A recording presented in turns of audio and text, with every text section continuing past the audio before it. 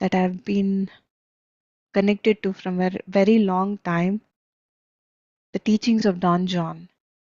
And from that book, I'm going to share about what is Don Juan is communicating to Carlos Castaneda.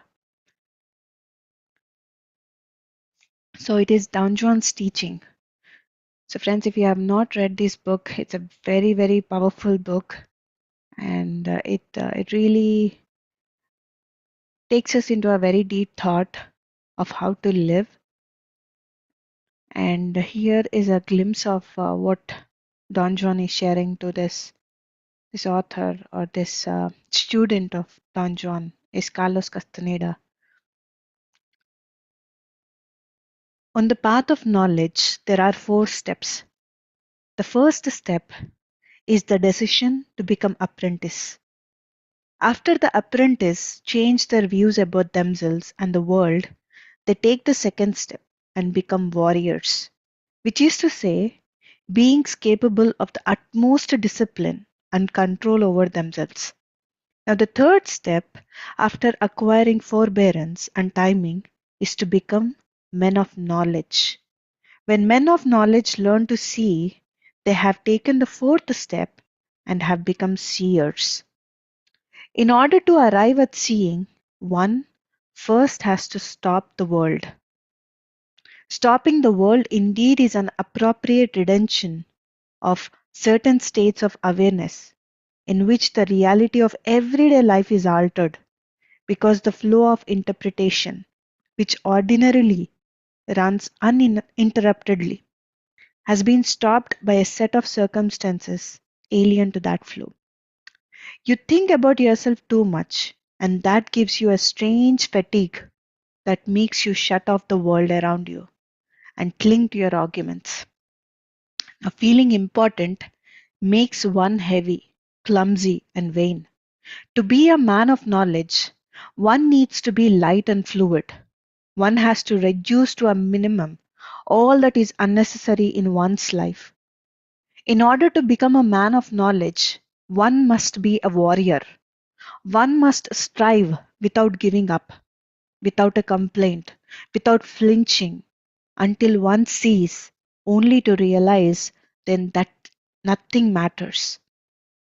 You are too concerned with liking people or with being people liked yourself. A man of knowledge likes. That's all. He likes whatever or whoever he wants, but he uses his controlled folly to be unconcerned about it. My acts are sincere, but they're only the acts of an actor, because everything I do is controlled folly. Everything I do in regard to myself and my fellow men is folly, because nothing matters. A man of knowledge lives by acting, not by thinking about acting, nor by thinking about what he will think when he has finished acting. A man of knowledge has no honor, no dignity, no family, no name, no country, but only life to be lived. And under these circumstances, his only tie to his fellow men is his controlled folly. Thus, a man of knowledge endeavors and sweats and puffs, and if one looks at him, he is just like any ordinary man, except that the folly of his life is under control.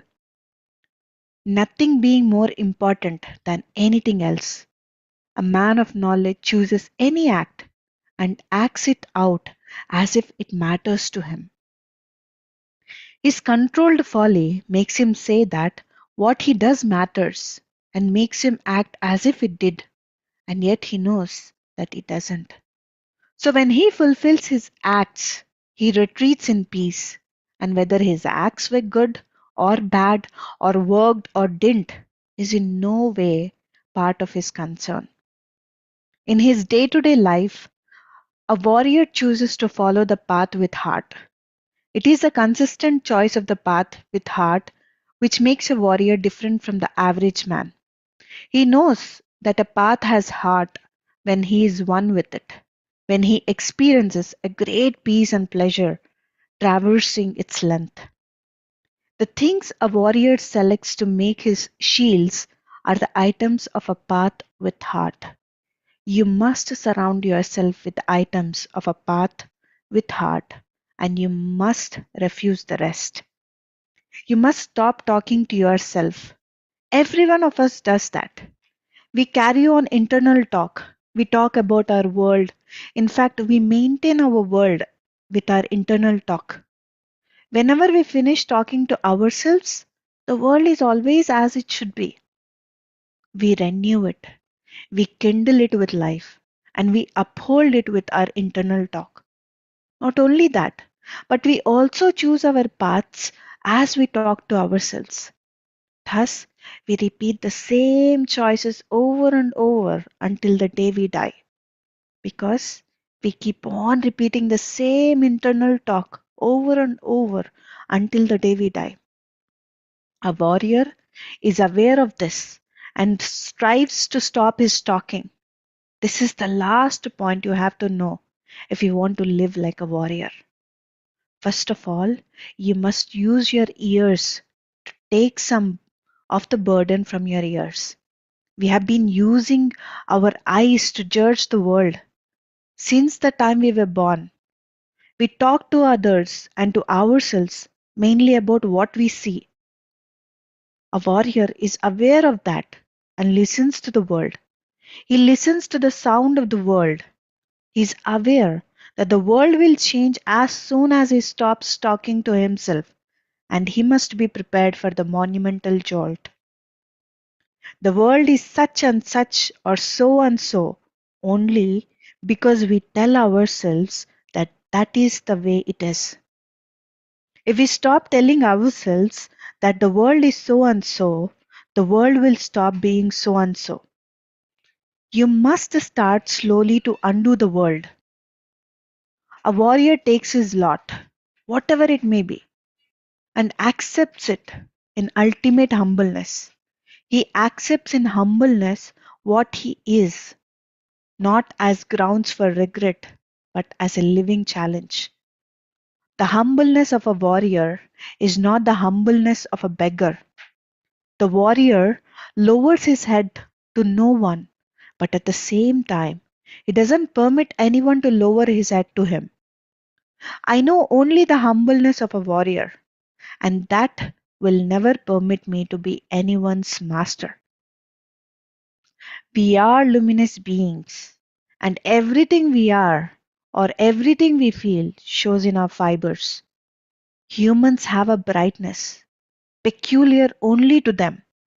That's the only way to tell them apart from other luminous living beings. We are luminous beings. We are perceivers. We are an awareness. We are not objects. We have no solidity. We are boundless.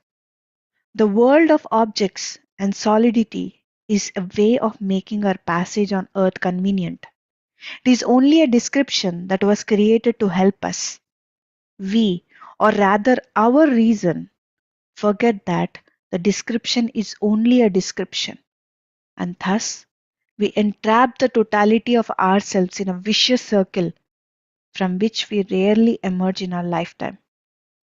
A fluid warrior can no longer make the world chronological, and for him, the world and himself are no longer objects. He is a luminous being existing in a luminous world. By the time a warrior has conquered dreaming and seeing and has developed a double, he must have also succeeded in erasing personal history, self-importance, and routines. So, doing is the means for removing the impracticality of having a double in the ordinary world by making the self and the world fluid, and by placing them outside the bounds of prediction. Only as a warrior can one withstand the path of knowledge. A warrior cannot complain about or regret anything. His life is an endless challenge, and challenges cannot possibly be good or bad. Challenges are simply challenges, as is always the case in the doings and not doings of warriors. Personal power is the only thing that matters. The basic difference between an ordinary man and a warrior is that a warrior takes everything as a challenge, while an ordinary man takes everything either as a blessing or as a curse. Be fluid, at ease in whatever situation you find yourself. Your challenge is to deal with people with ease, regardless of what they do to you. Remember what I have said, that it is of no use to be sad and complain and feel justified in doing so, believing that someone is always doing something to us. Nobody is doing anything to anybody, much less to a warrior. Warriors have no life of their own. From the moment they understand the nature of awareness, they cease to be persons, and the human condition is no longer part of their view. You have your duty as a warrior, and nothing else is important. So, do your best. Self importance is our greatest enemy. Think about it. What weakens us is feeling offended by the deeds and misdeeds of our fellow men. Our self importance requires that we spend most of our lives offended by someone. Every effort should be made to eradicate self importance from the lives of warriors. Without self importance, we are invulnerable. In the strategic inventories of warriors, self importance figures as the activity that consumes the greatest amount of energy, hence, their effort to eradicate it. One of the first concerns of warriors is to free that energy in order to face the unknown with it. The action of rechanneling that energy is impeccability. Inner silence is a peculiar state of being in which thoughts are cancelled out and one can function from a level other than that of daily awareness. Inner silence means the suspension of the internal dialogue, the perennial companion of thought and endash, and is therefore a state of profound quietude. The old sorcerers called it inner silence because it is a state in which perception doesn't depend on the senses. It's not the people around you who are at fault. They cannot help themselves. The fault is with you because you can help yourself, but you are bent on judging them at a deep level of silence. Any idiot can judge. If you judge them, you will only get the worst out of them. All of us human beings are prisoners, and it is that prison that makes us act in such a miserable way. Your challenge is to take people as they are. Leave people alone. Every human being has the potential to see energy directly. Every human being already sees energy directly, but doesn't know it. The physical body and the energy body are the only counterbalanced energy configurations in our realm as human beings. By means of discipline, it is possible for anyone to bring the energy body closer to the physical body. Normally, the distance between the two is enormous. Once the energy body is within a certain range, which varies for each of us individually, anyone, through discipline, can forge it into the exact replica of their physical body, and that is to say, a three-dimensional solid being. Hence, the sorcerer's idea of the other or the double. By the same token, through the same processes of discipline, anyone can forge their three-dimensional, solid physical body to be a perfect replica of their energy body. This is to say, an ethereal change of energy invisible to the human eye, as all energy is. I have not described a mythical proposition. There is nothing mythical about sorcerers. Sorcerers are practical human beings, and what they describe is always something quite sober and down to earth. The difficulty in understanding what sorcerers do is that they proceed from a different cognitive system. The first truth is that The world is as it looks, and yet it isn't. It's not as solid and real as our perception has been led to believe, but it isn't a mirage either. The world is not an illusion, as it has been said to be. It's real on the one hand and unreal on the other. Pay close attention to this, for it must be understood, not just accepted.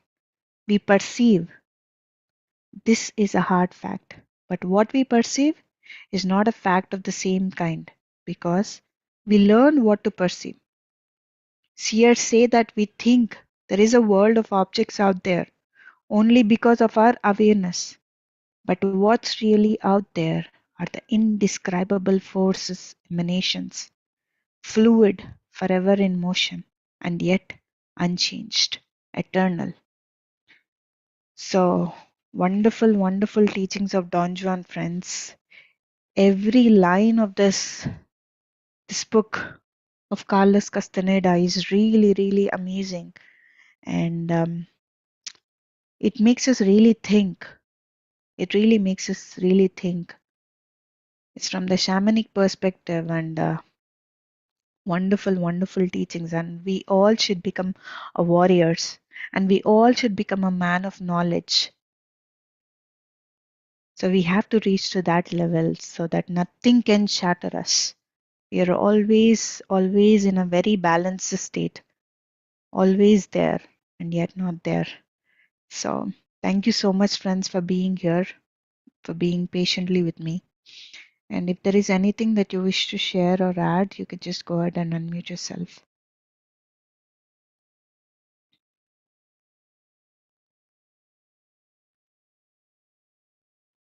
Or if you have just taken everything in, that's also fine. Yes, Vindhyaji. Hello, Madhuji. Thank you for picking another wonderful book. When you said Don Juan, I mean Don Juan, I thought it was Don Miguel, but Four Agreements. But this is, I need to get this book too. It's beautiful. Yeah. And I like the way you started how about the folly, right? You know, and that we know about the folly and we still continue to act. Keep acting, but know that it's a folly. And I thought that was very well said. And the last part also, everyone tells us this world is an illusion, but it really isn't the way we see it, right? So I like the way it was mentioned that it's illusion at the same time it's not, and how they explain what we perceive is the uh, physical part of it, but there is also the forces are there behind fluid forces. I'm still trying to understand, but it makes more sense than just saying world is illusion or world is just this, and a lot of deep thinking going on there. Yeah. And I think as we are all, most of us who are in this group and others, evolving, I can sense that the thing of uh, we are actors, and I feel like I'm acting and not affected. Maybe there are some ways, but definitely not as much as I was before, torn apart and all. Now I feel things happen, they come, they go, but I'm still going through it without being too affected. That's what I feel. So thank you for all this. Wonderful. Thank you so much, Vindhyaji. This book is a must read book. The Teachings of Don Juan. It really is a very, very powerful book. Yeah. As I told, just reading this, it's a very few pages that I've read today, and there is so much to take from this, and so much of clarity. And the more we read about, the more we read it, we just not read it only once and then it won't sink in. We have to read few times to understand the depth of what this Master Don John is communicating to this Carlos Castaneda or to each one of us. And there's a lot to learn from this book, and I just picked this part of it, and I hope it helped, and it is already giving a thought in each one of us. So let us all become a warriors and the man of knowledge, and Let us all become a seers. So the word seers means we can understand, right? So as Vindhyaji was telling, that we should not only see from our perspective, we should always have a higher perspective. We should see from like from a space where nobody's seeing it, in the sense like not from the physical eyes we have to see, but we have to understand to the depth of why these people is behaving like that, why this person is behaving like that, or why this situation has come to me. I mean, from a higher perspective we see that, then we call ourselves as a seers. There we don't get affected by any situation or any person, so nothing can disturb us. So that clarity we get when we go to that part of seers, and yes, it's a step by step process. Madhuji, I had a question as you were Hmm. saying. Yes, You had please. read about, the three dimension, and then you said they, from the energy, they make a exact replicate of their Hmm. physical body. I didn't understand that much. And you call them something else also, some name. What was that? Can you explain that a little bit? You mean let me read that. Let me read They that part. they act from a different perspective. Sorcerers. There are Ah, yeah, sorcerers.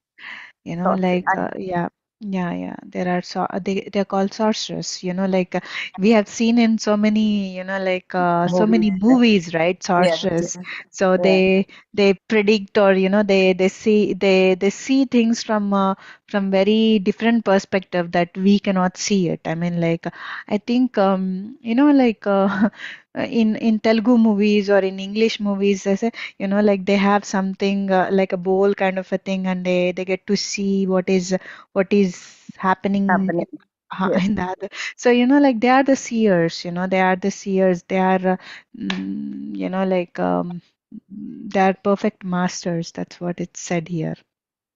So he's saying this is nothing mystical. He's saying it's No, just it's the not. energy. It's not a mythical or mystical thing, like it's just the energy, right? That's why. Yeah. That's why the more we practice meditation, or the more we are aligned with ourselves, we can tap into it. All these intuitions, or all these, like telepathy that we get to experience. It's nothing but what is said here, like the sorcerers. Like it's just that they can see things with their naked eyes. We are not yet there, that we can feel things, and we can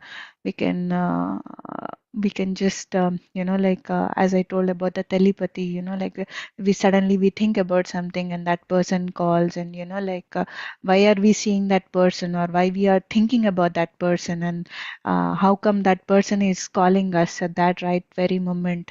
So this is all energy. We think that we are when we think that we are just the body, and we are just the mind, then we are limiting ourselves. The more when we think that we are not only physical bodies, and we are not only the minds, we are much more than that. We are an energy beings. Then we can tap into all these things. So it's not anything, like a miracle or a mystical, or something like that. Anyone can reach to that level. Thank you. Thank you. Yeah. And here again, it is very very clearly mentioned that we shouldn't be nobody's master. There should be no disciplehood. Like we should always be so humble. We should always like we are all luminous beings, and we should understand that. And if we are that, then everybody is like that. So there should be no hierarchy. There should be, okay, now this I know something much more than this person, so I'm a great master. So no, when we are thinking like that, then we are inviting so much of like ego and all these things. So a man of knowledge, or the seer, or a warrior will never do that. So we should always have this in mind, that we are we are all luminous beings. We are all energy beings. We are all enlightened beings. have realized, some not yet realized. So thank you so much, friends, for being here, and we will see each other again soon with another wonderful sharings. Thank you so much once again for being patiently with me, and namaste to all. Bye bye, everyone.